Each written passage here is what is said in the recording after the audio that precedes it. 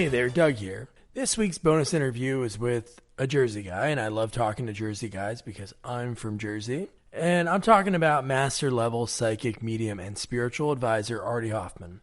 Artie's journey to discover his gift is one I think you'll enjoy because I know I did.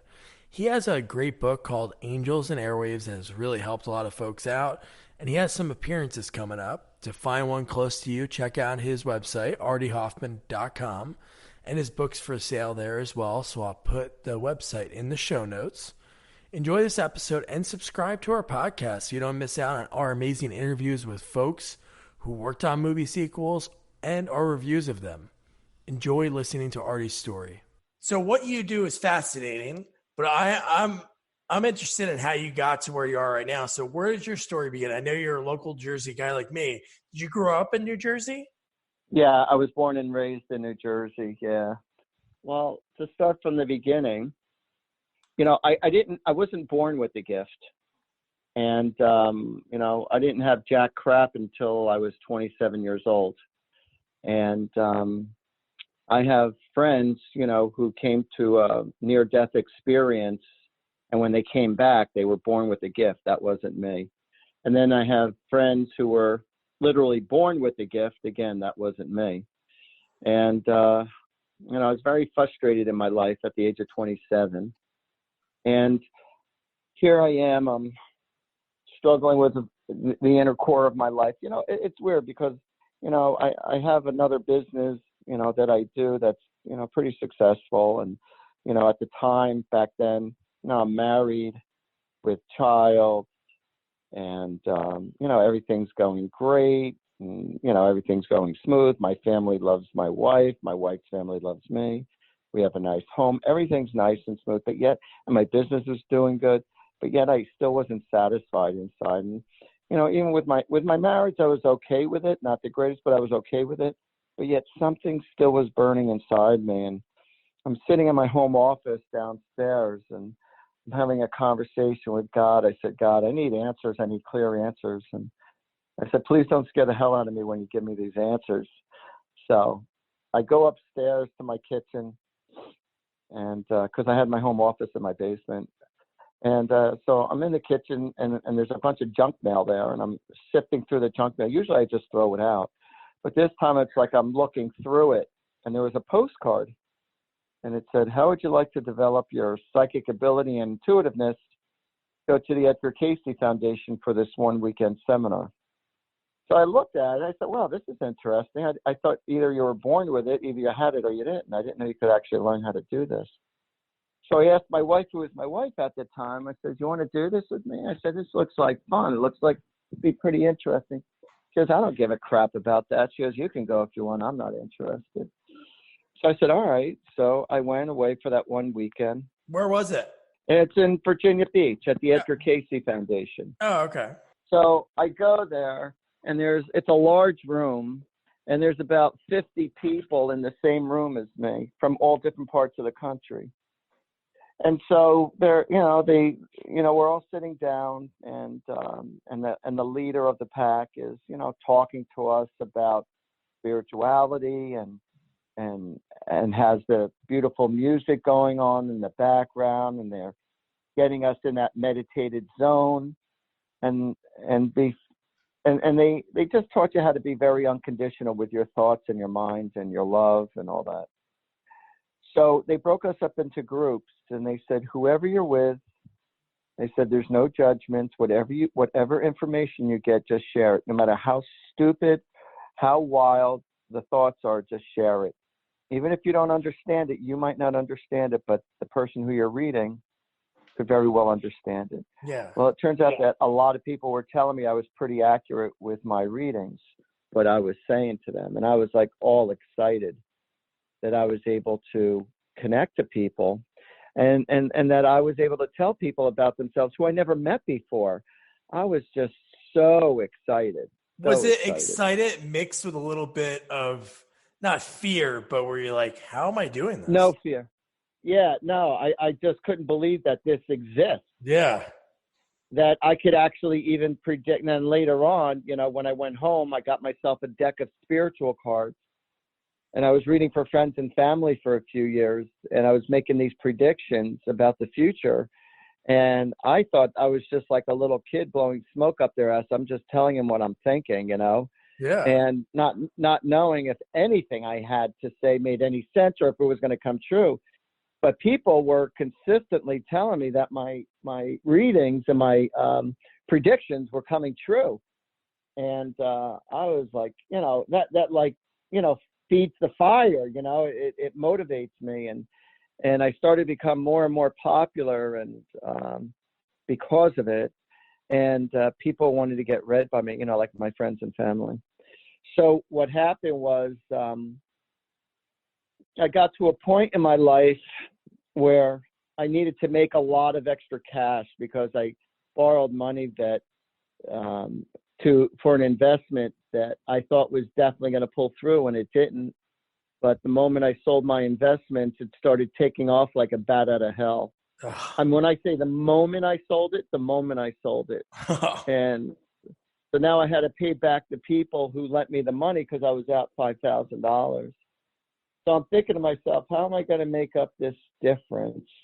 And here I am trying to make money, you know, and trying to do something positive with my life.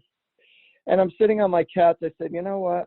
I know how to do readings. I'll just throw an ad in the paper. And it said, if I don't pull through, no charge. So 90% of the people ended up paying me. Wow. Was it the Star Ledger or the Courier? Like a local one? Yeah, it was the News Tribune and the Adam Tabloid. Oh, okay.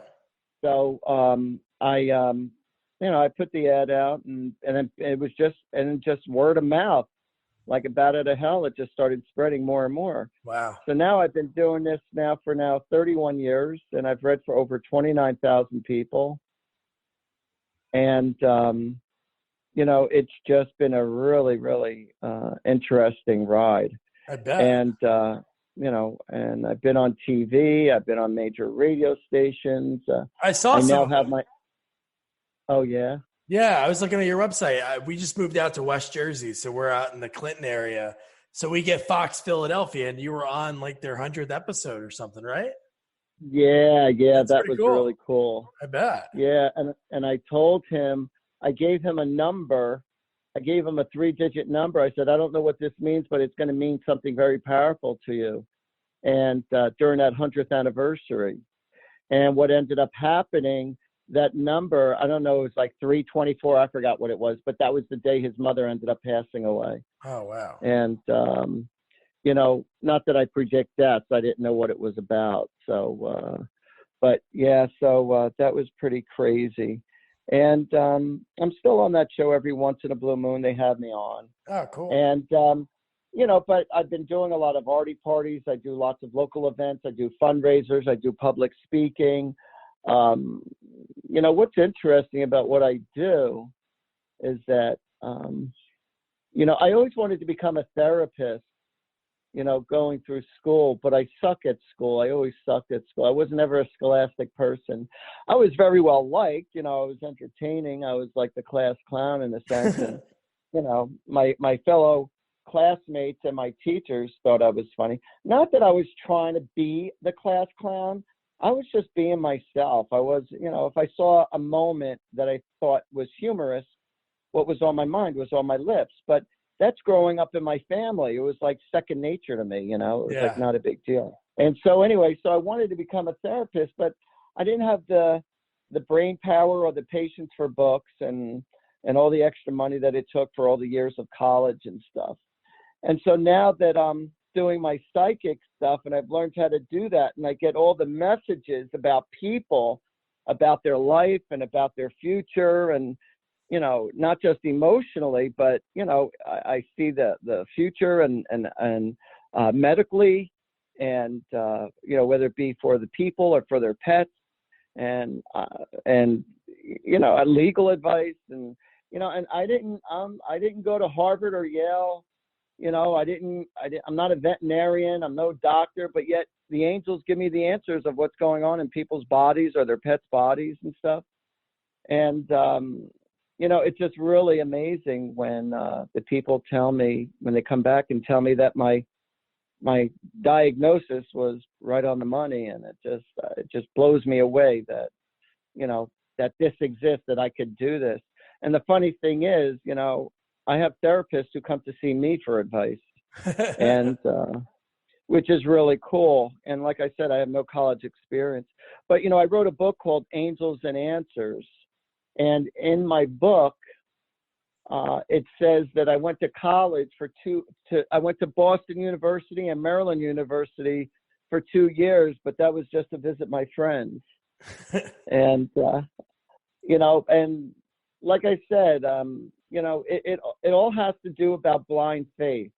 You know, I've learned to develop my ability to be able to pay attention and listen to the angels on the other side. And because on the other side, all the answers are there.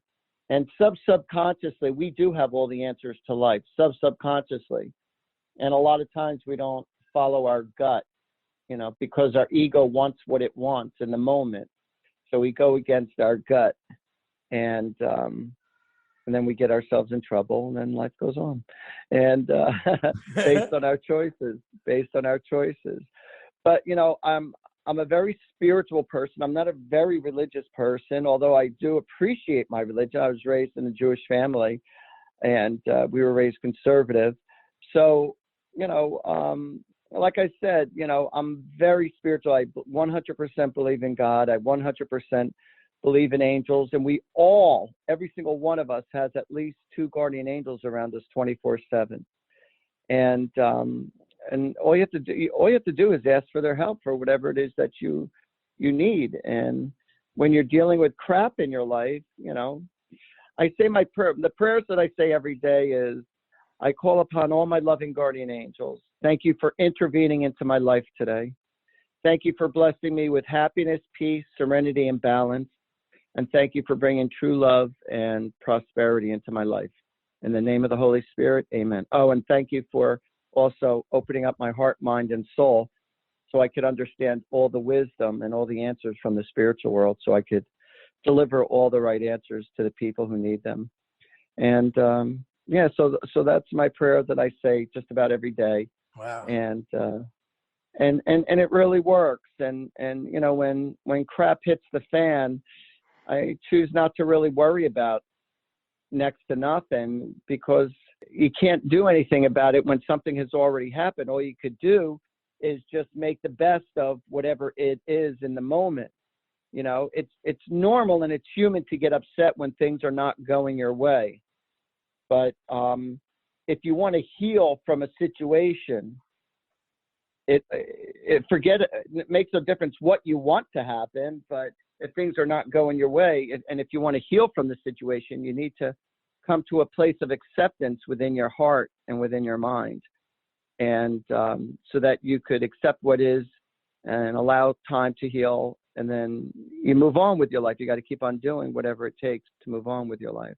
So with doing this, you mentioned before, you've 29,000 people. Would you say not a majority, but would you say a lot of people? I'm sure you get one person that you talk to, and you predict something that happens or a number, and they are like so fascinated by what you did, and I'm sure they tell a lot of people. Is a lot of the people you talk to like referrals? Yeah, I would say a majority of them are referrals. Yeah, because majority of them are referrals, because I wouldn't be doing this for 31 years if I sucked at it. You know, yeah, no, if I that's wasn't true. good at it. You know, so my accuracy. Can I tell you exactly what my percentage is of accuracy? I can't, because it's too many people, too many situations.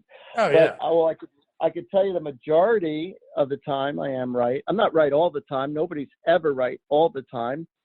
But things could happen, you know, things could change, you know, after you say something.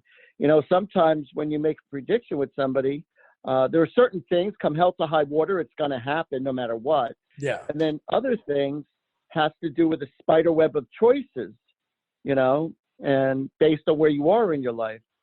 So, you know, so there are some questions where I say, where my answer to them is, well, if you go east, this is what's going to happen. And if you do west, this is what's going to happen. If you go north, this is what's going to happen. If you go south, this is what's going to happen. And they said, Art, well, what do you see me doing? I said, I could tell you what the best choice would be, but you have free will and choice to make your choices of whatever it is you want to experience. And I just told you what you're going to experience based on your personal choices. So as far as, what do I think you're going to do? Sometimes I can only tell you what I would do if I was in your situation based on the visions that I got.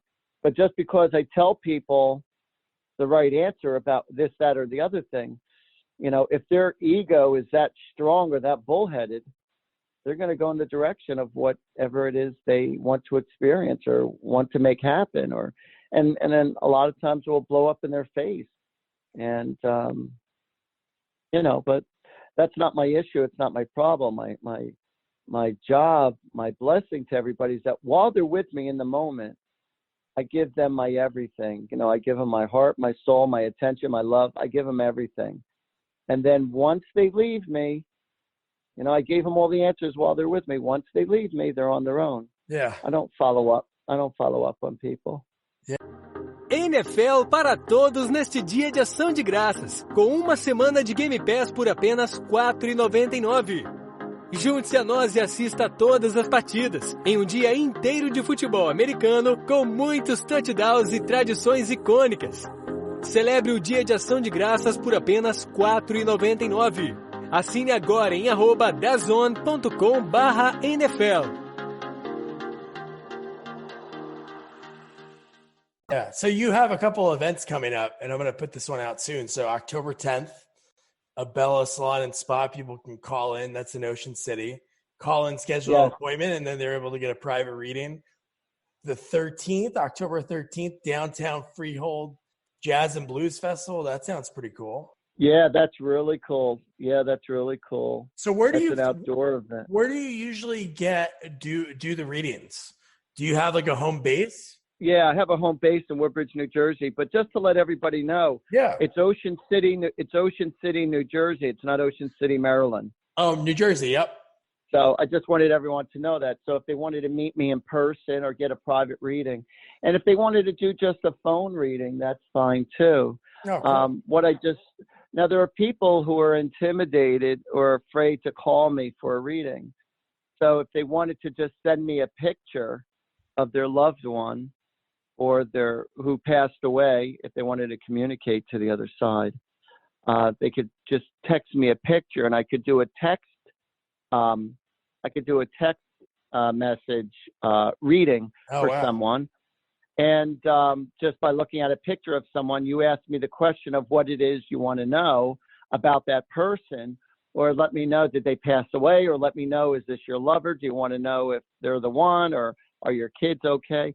By looking at the picture and picking up their energy, I could, tell you what it is you need to do through text.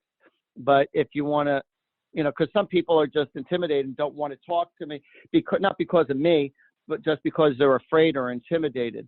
So I could do it via text. But I also do readings over the phone. I've read for people in Australia, England, Ireland, New Zealand, South Africa. I've read for people all around the world, besides all around the country. And it's all about energy. It has nothing to do with physical space and place. When I'm communicating to the spiritual world, the physicalness of life has absolutely nothing to do with it.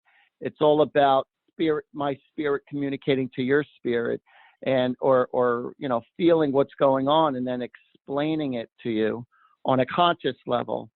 And a lot of times I'll give you information about things you already know, but I'm giving you affirmations to let you know that, what you're thinking is, either right on or it's not. Sometimes people just need confirmation, So, so there's many different levels of psychic abilities. Now, do I read palms? No, I don't read palms. Am I an astrologer? No, I'm not an astrologer. But I do read people using angel cards and my intuitiveness. And so far it's been working out pretty darn well, I got to tell you. No, it sounds like it. Now in New Jersey, do you like communicate with other psychics, mediums, healers? Do you get together? Like, is there like a Middlesex County like group of people that you talk to that do the same thing? Well, I have friends from all over New Jersey and actually all around the country Oh, cool. who are also very intuitive. And when it comes to myself, like right now, I'm going through some personal situations in my life. So I can't really read for myself because I don't know if it's coming through my ego or is it coming through spiritually. So I need to ask other friends or other people who are gifted. And then I'll ask at least two of them to see if their stories, correlate with one another. So, but, Yeah, I was gonna I say have other psychics who do come to me Oh, really? Oh yeah. Yeah. Psychics and mediums and stuff. Yeah, I do have people who come to me. My wife went to one when she was, I think, like 19 or 20. It was over on, you're familiar with like Edison and South Plainfield, that area, right? Yes. So it was one in Edison on Oak Tree Road. I don't know if it's still there. But this lady, my wife babysat for her kids like years ago when she was younger. But she told him, my wife, like two or three things. One was she was going to marry someone with baseball arms, and I have a Yankees tattoo, which is cool. The other thing he said was she's going to be married twice.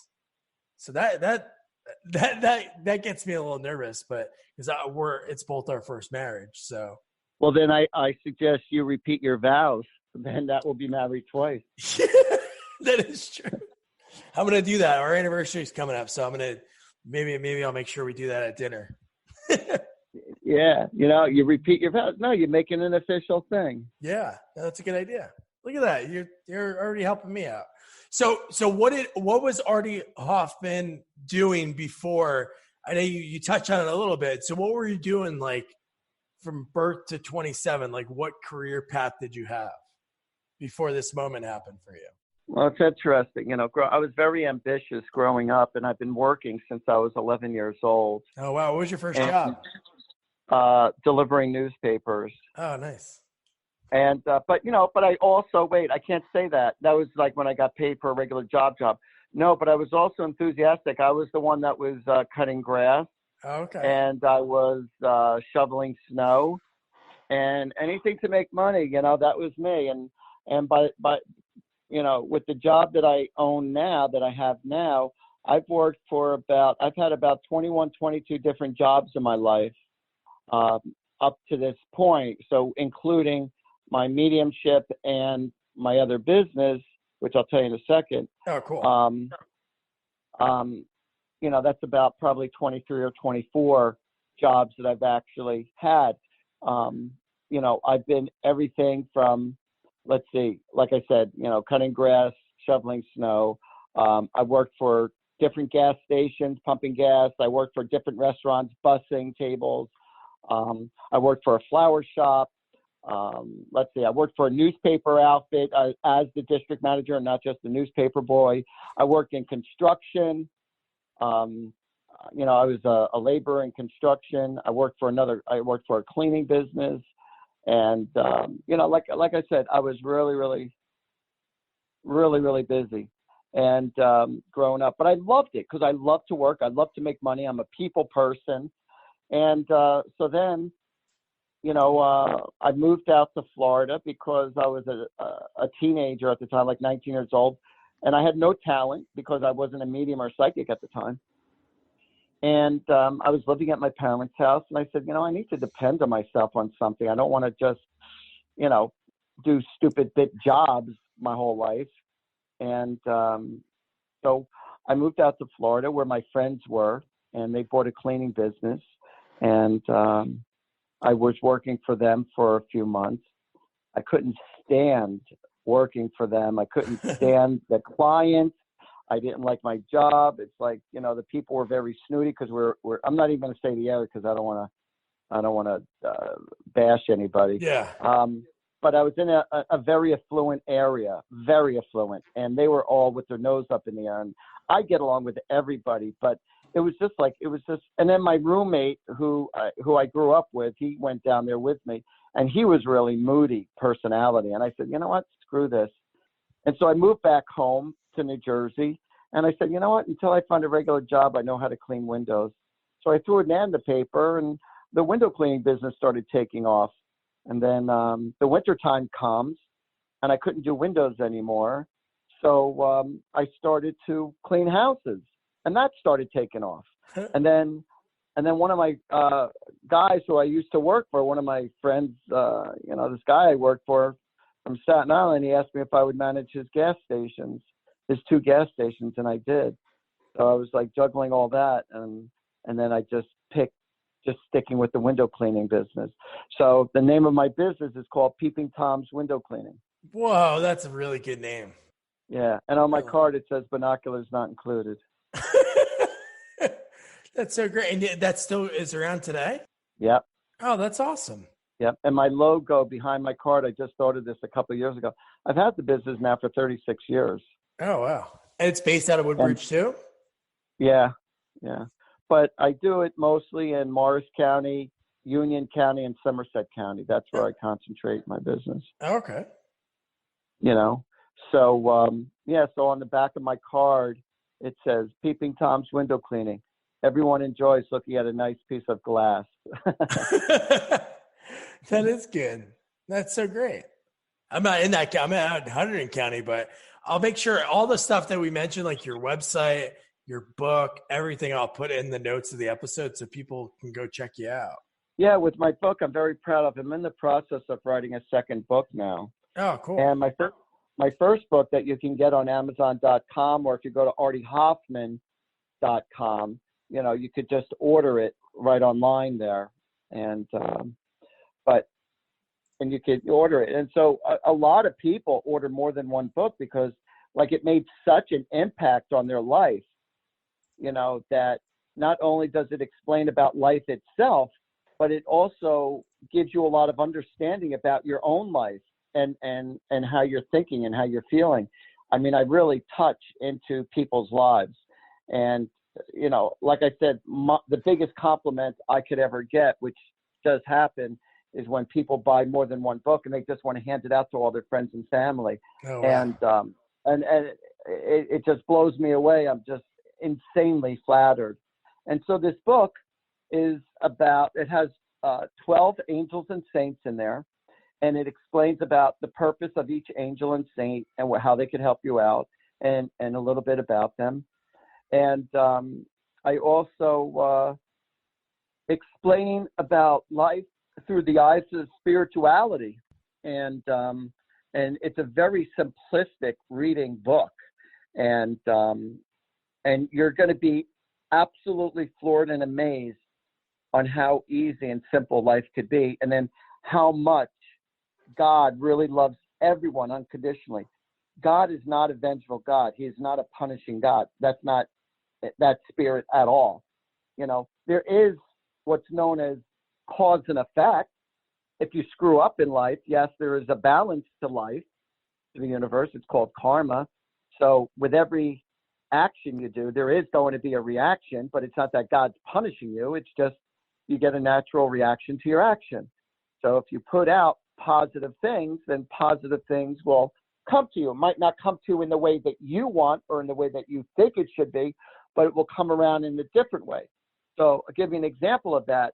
Like, suppose you're helping out, metaphorically, people who live on the East Coast, and you're helping out all these people who are, struggling in life, and you're giving them your time and money and energy and love, and you're helping them out, or different people in your family or friends or whatever, you're helping them out, but they're not reciprocating, or they're not paying you back like they should, or like you thought they would, or what you agreed upon. You got screwed by them. But what happens is that when you share your love and your energy in that direction, what God and the angels do is that they will bring love and positive good things and energy or money or whatever from the West Coast, but you gave all your energy to the East. And being that the East is no longer giving you the kind of appreciation in return, you'll get it from different areas of your life. And so it's about you having an awareness of God's love, like just because you don't get it from the people. Well, they should give this to me, and I've given them everything, and they don't do that, But then they're not realizing that the other family or friends who you meet, or your job or whatever, is pulling through for you. So you were just expressing yourself to those people on who you are. But, don't play yourself as a victim, because if you just keep on sharing your positive energy with people who don't appreciate you, it's just not their fault. They're just being who they are. It's your fault too for accepting them for the way they are, for that lower energy.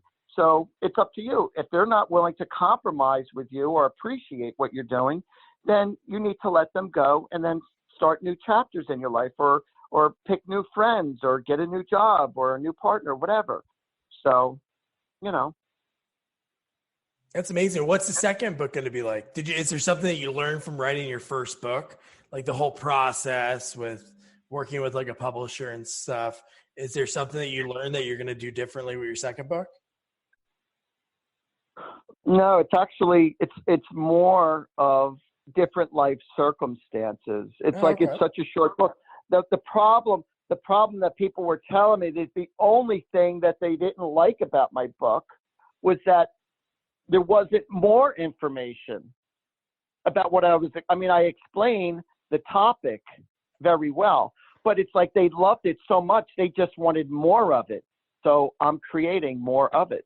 That's good. More of the book about life, about spirituality, about how the universe works, how God works. And when you have a better understanding of how the universe works, then, it makes your life much easier and simpler, because you have an understanding. You don't get as upset. You don't get as angry. You're still human. I'm human. I understand it. And I'm still a 4-letter word person. I still curse my brains out. But the moment it gets out of my system, it's out of my system. I don't really, worry too much about it. Yeah. No, there should be more that people want. That means that what you put out there and what people are reading and getting from the information that you're giving them, they want more, Francis Ford Coppola, he made Godfather 1 and then he made Godfather 2. So he could have put them all in one, but what's that going to do? That's good. That's good that you were able to connect with people, through just your writing. Yeah, no, I feel very lucky. Well, the thing is that so many people will ask me a lot of the same type of questions or deal with a lot of the same frustrations of life. And so I repeat myself. And I said, you know what? Why don't I just write a book about what people need to know, about God, about life, about whatever, and rather than fearing God, nobody should ever fear God. If anything, you should treat God like he's your best friend. I say he as a reference. God is of everybody or everything. You could say she, you could say he, you could say it, whatever. Yeah. But, God's of everything. So, but I'm just using that as a reference. So, but, God really, really does care about each individual. And if he didn't care about each individual, then he wouldn't have created you. God created you. So, of course, he has enough. He manifests enough in this world to take care of everybody. And the reason why there are so many people struggling in life or starving in this world or in poverty has nothing to do with that God doesn't care or that God didn't provide enough for everybody. It all has to do with the people and their choices and politics and power and greed. That's what stops the flow of energy, of everyone getting the proper amount of, help or nutrition or food or whatever it is. Has nothing to do with God doesn't provide. God provides enough for everybody in this world. So it's just a matter of, respect and appreciation. And that goes a long way. Yeah, no, I can definitely agree with that. So Artie, you're very fascinating. I'll make sure that in the notes, I'll put everything, your website, link to your book on Amazon, everything, just so people can go check you out. One question before I let you go, and thanks again for taking the time. I'm sure there's a lot of things that you love about what you do. Is there one aspect that you really enjoy? Well, two aspects. Number one, meeting new people. And number two, healing people emotionally, giving people peace of mind. and knowing that I made a big difference in thousands of people's lives, in such a positive way. So, yes, I make good money at what I do, but even more so, I make a lot of people happy, and I give them emotional comfort, and that's the biggest gift of all. It really is, So, and some people will question me, Artie, why do you charge what you do? I don't charge astronomical amount, but I charge a fair amount. And I said, well, if I gave it away for next to nothing, because they said, if you have a spiritual gift, then why are you charging what you charge? I said, well, if I charge less, that means I would have to get another regular job, which means I would not have as much time available to be able to read more people. So if I make a living at doing what I do, that means I could keep on doing what I'm doing and, with more hours and help more people. And that's so if important. So if I only charge 10, 15 bucks or 20 bucks, and I'm giving that much time and energy, I would not be able to make a living, and I would have to I wouldn't have my time as available or as accessible. And, doctors make a living, priests make a living, rabbis make a living, nurses make a living, therapists make a living, so everyone deserves to make a living at doing what they love to do. And, so being that, if my prices were out of the ballpark, which they're not, if they were out of the ballpark, then, if people couldn't afford to see me, then I wouldn't be able to do what I do more often. But there's a lot of people who think I charge too little because I've made such an impact on their life. They said, Artie, you charge way too little. Is that when you say, oh, well, you can give me some more? I'm just kidding. I know you wouldn't do that, but yeah. Yeah. About the tip factor. No, what I was going to say before I let you go is the one thing that obviously proves what you do, you're great at, and you care, you're a people person, is just the referral thing. I can imagine like one person, they're wowed, they tell a handful of people, and that's where you got to where 29,000, you're reading people all around the world. That's phenomenal. I wonder, before you saw that postcard when you went upstairs, if you could go back in time and tell yourself, you're going to impact and help out 29,000 people, I'm sure you would have fell on the floor. Yeah, I never thought in a million years. I only dreamed about being able to do therapy out of my home to help out people because, like I said, I wasn't a scholastic person. Yeah. So I never fathomed that I was going to be capable of,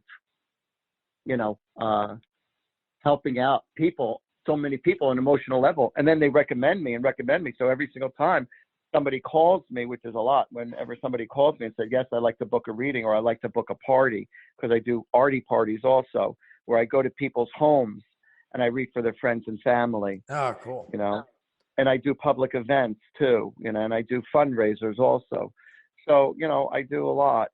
So besides privately, and if people want to reach me, all they have to do, or, if they want to make an appointment or a party or whatever, I could, they could, or if they want to book, they could call me at 732-778-7173.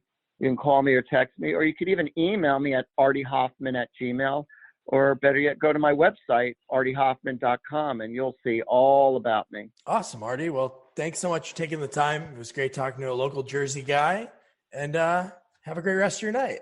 Yeah, and I wish you the same, and don't forget to repeat your vows. I know. I'm gonna go back and write them down. Thanks so much. But make sure it's on a special numbered anniversary, not like 6. Oh, or yes. 8, No, that is true. Yes, I got to do it on that date. 10/10. October 10th. On a 5 or 10, and there you go.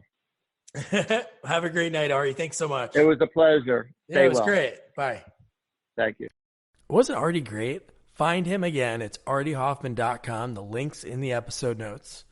Next episode, we're interviewing the amazing Michael Grace, who co-wrote Poltergeist 1 and 2. He has some great stories about his start, and oh yeah, a story about Steven Seagal. You're going to love him. Don't forget to review, rate, and share our podcast. Good night.